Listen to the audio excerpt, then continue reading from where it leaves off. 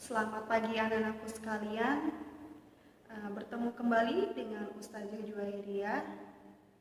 Pada pembelajaran kimia hari ini kita akan membahas tentang golongan dan periode dalam sistem periodik unsur atau SPU. Sebelum kita masuk pada materi, Ustazah pengen bercerita yang ada hubungannya pada materi kita hari ini. Silahkan kalian perhatikan gambar berikut ini. Nah, di situ ada rumah Iwan, kemudian juga ada Budi. Jadi ceritanya si Budi pengen ke rumah Iwan ya. Namun kendalanya si Budi ini belum pernah nih ke rumahnya Iwan. Nah, kira-kira apa nih yang akan dilakukan Budi untuk sampai di rumah Iwan? Oke, benar sekali ya. Jadi yang harus dilakukan Budi adalah menanyakan alamat rumah Iwan. Untuk mempermudah Budi menemukan rumah Iwan, maka Iwan memberikan alamat rumahnya berupa jalan, kemudian nomor rumah, dan juga blok, gang, atau jalur ya. Nah, ini akan mempermudah Budi untuk menemukan rumah Iwan. Sama halnya pada materi kita hari ini, bagaimana menemukan unsur dalam sistem periodik. Jadi ada yang dinamakan golongan dan juga ada yang dinamakan periodik. Ini yang dinamakan SPU ya, atau sistem periodik unsur. Jadi anak MIPA itu harus punya sistem periodik unsur untuk bekal belajar dalam mata pelajaran kimia ya, harus punya ya. Bisa dicari di toko buku ataupun mendownloadnya di Google. Oke, kita ambil dua contoh ya. Ustazah contohkan di sini adalah Fe dan kalsium. Nah, kira-kira nih di mana letak kedua unsur tersebut dalam sistem periodik unsur? Nah, kira-kira bagaimana nih agar lebih cepat ya? Karena kan di dalam SPU itu banyak ya unsur-unsur. Mungkin kita kesulitan kalau misalkan melihatnya satu persatu ya, satu persatu. Nah, ternyata ada cara untuk mencari letak unsur dalam sistem periodik.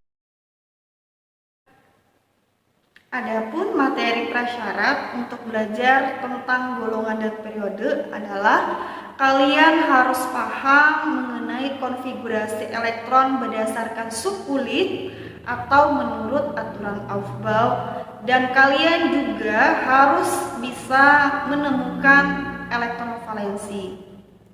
Nah, yang kita gunakan untuk menentukan golongan dan periode adalah konfigurasi elektron unsur ya, konfigurasi elektron unsur, bukan konfigurasi elektron dari ion ya.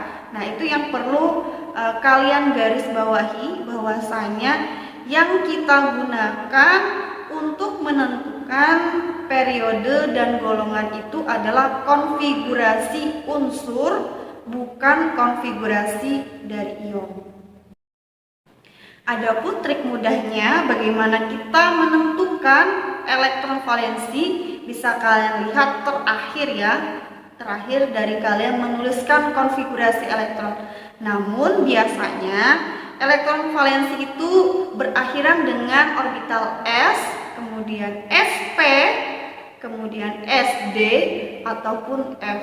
Jadi selain dari itu tidak boleh dimasukkan ya. Contohnya misalkan ya 5S2 4F10 5P2. Nah, misalnya yang diambil elektron valensinya adalah 5S2 dan 5P2. Jadi 4F-nya itu tidak dimasukin lagi ya. Nah, jadi bisa dilihat bahwasanya elektron valensi itu bisa kita lihat dari biasanya berakhiran dari S, SP, SD, dan F. Nah, itu lebih mudah ya kalian untuk mengingatnya. Oke, selanjutnya kita masuk pada golongan. Golongan itu menyatakan elektron valensi dari suatu unsur. Adapun penulisannya yaitu dengan menuliskan angka Romawi. Nah, secara umum golongan ini terbagi menjadi dua, yaitu golongan A dan golongan B. Golongan A itu disebut juga dengan golongan utama yang terdiri dari 1A, 2A, 3A, 4A, 5A, 6A, 7A, dan 8A. Jadi ada 8 golongan ya untuk golongan utama. Nah, untuk masing-masing namanya sendiri itu bisa kalian lihat di sistem periodik unsur. Selanjutnya, golongan transisi itu terbagi menjadi dua, yaitu golongan transisi dan golongan transisi dalam. Golongan transisi itu terdapat golongan 1B, 2B, 3B, 4B, 5B, 6B, 7B, dan 8B. Sedangkan golongan transisi dalam itu terdiri dari dua, golongan aktinida dan lantanida. Selanjutnya kita akan membahas golongan A pada sistem periodik unsur.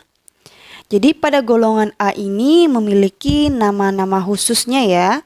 Contohnya golongan 1A disebut juga dengan golongan alkali, di mana unsur-unsurnya terdiri dari hidrogen, litium, natrium, kalium, rubidium, cesium, dan fransium.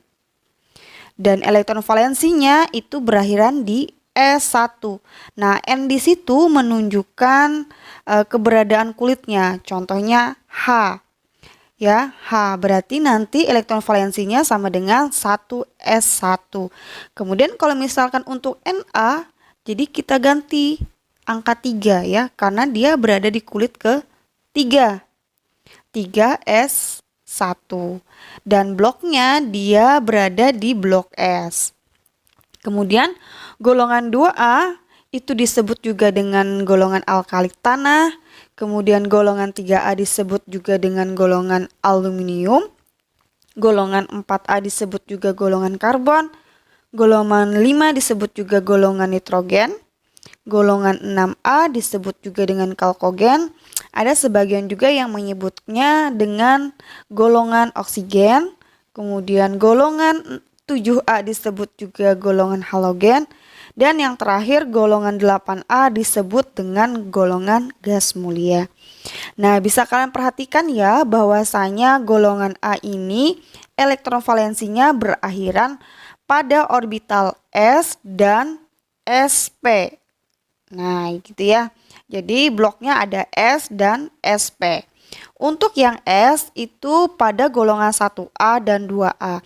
Sedangkan 3A sampai dengan 8A dia berakhiran elektron valensinya pada S dan P ya.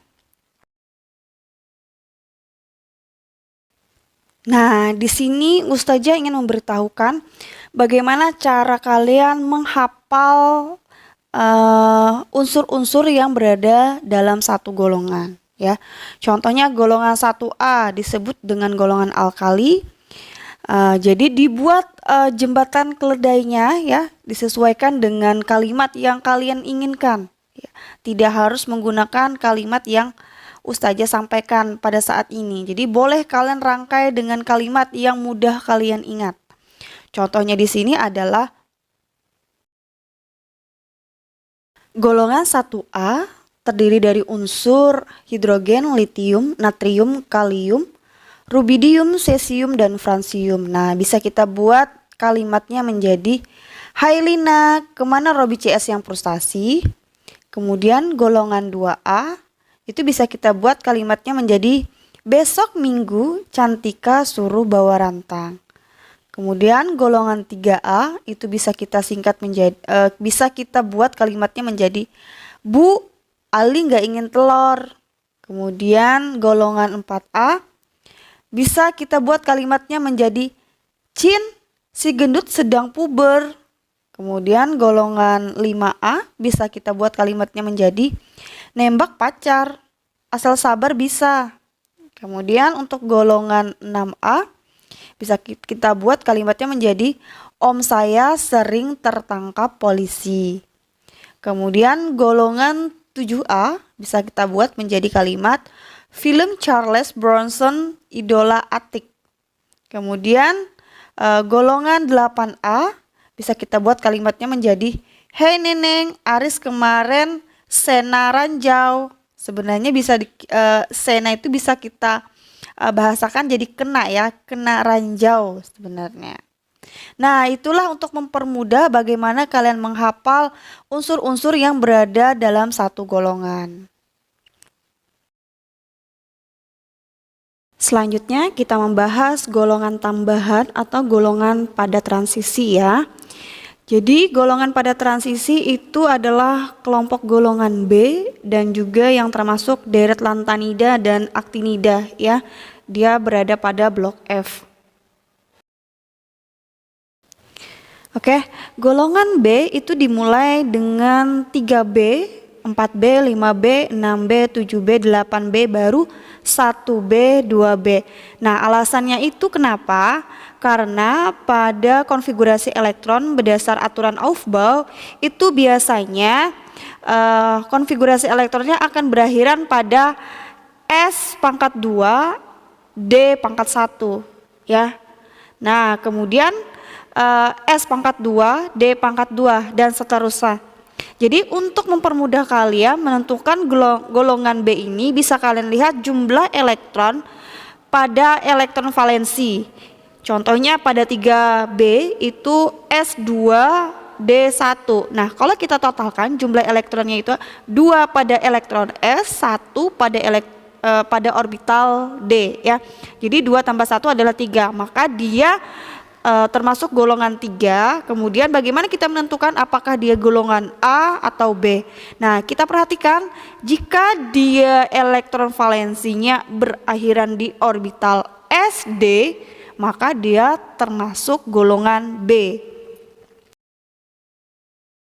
Selanjutnya untuk kelompok lantanida dan aktinida bisa kalian perhatikan ya, jika dia berakhiran di blok F atau nanti elektron valensinya berakhir pada orbital F, maka dia termasuk kelompok atau golongan transisi dalam. Nah, untuk lantanida itu dia berada pada periode 6, sedangkan aktinida dia berada pada periode 7. Selanjutnya di sini Ustazah sajikan hubungan antara orbital, jumlah elektron dan golongan. Jika orbitalnya S, dan yang kita tahu ya, sudah Ustazah sampaikan bahwa S itu jumlah elektron maksimalnya adalah 2, kemudian P itu adalah 6, D itu adalah 10, dan F itu adalah 14. Nah, jika dia orbitalnya S, jumlah elektronnya 1 sampai 2, maka dia dipastikan itu termasuk golongan 1A atau 2A. Kemudian jika orbitalnya P, jumlah elektron antara 1 sampai 6, maka dipastikan dia termasuk golongan 3A sampai 8A. Kemudian jika dia berakhiran pada orbital D dan jumlah elektronnya itu 1 sampai 5, maka dipastikan bahwa dia termasuk golongan 3B sampai 7B.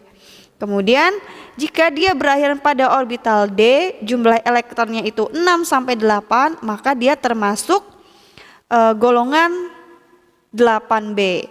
Dan yang terakhir, jika dia berakhir pada orbital F, jumlah elektronnya 1 sampai 14, langsung kita masukkan pada golongan lantanida atau aktinida.